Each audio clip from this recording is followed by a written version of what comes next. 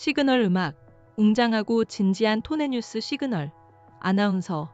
대한민국 대통령 이재명, 김혜경 여사와 함께 베트남 국빈 방문길에 올랐습니다.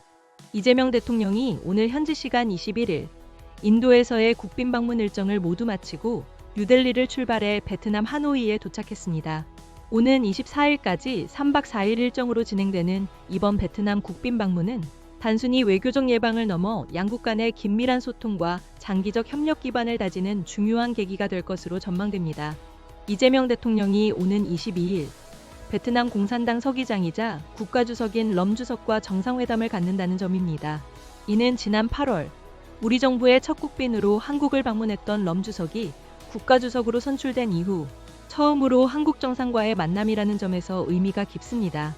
새 리더십 출범 이후 상호 간에 이루어지는 첫 국빈 방문인 만큼 양 정상은 긴밀한 대화를 통해 관계 발전을 모색할 것으로 기대됩니다. 이번 정상회담은 베트남의 서열 1위부터 3위 지도부를 모두 만나는 자리로 이를 통해 양국 간의 장기적이고 안정적인 협력의 토대를 마련할 것으로 보입니다.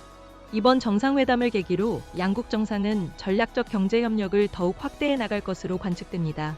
베트남은 이미 우리나라의 중국, 미국에 이어 3대 교역국으로 자리매김했으며 국내 기업들의 현지 진출도 활발하게 이루어지고 있습니다. 실제로 지난해 기준으로 베트남에 대한 한국의 누적 투자는 568억 달러로 베트남의 최대 투자국이며 베트남 역시 우리의 3대 투자 대상국이자 아세안 국가 중에서는 최대 투자 대상국입니다. 대표적으로 삼성전자는 베트남 현지 최대 외국인 직접 투자 기업으로서 양국 경제 협력의 상징적인 존재입니다. 또한 베트남은 한국 국민이 두 번째로 많이 방문하는 국가이며 한국을 방문하는 베트남인 역시 아세안 국가 중 두 번째로 많을 정도로 양국 국민 간의 교류도 매우 활발합니다. 지난해 양국 교역액은 역대 최대치인 946억 달러를 기록했으며 오는 2030년까지 1,500억 달러 달성을 목표로 교역 활성화 조치에도 적극 나설 전망입니다. 특히 인프라와 원전 등 핵심 분야에서의 협력 고도화도 기대됩니다. 더불어 중동전쟁 등 급변하는 국제정세 속에서 에너지, 공급망, 핵심 광물 분야의 협력 방안도 논의될 예정입니다. 과학기술, 기후변화 대응, 인재 양성, 그리고 문화산업 분야에서도 협력 기반을 더욱 다질 것으로 보입니다.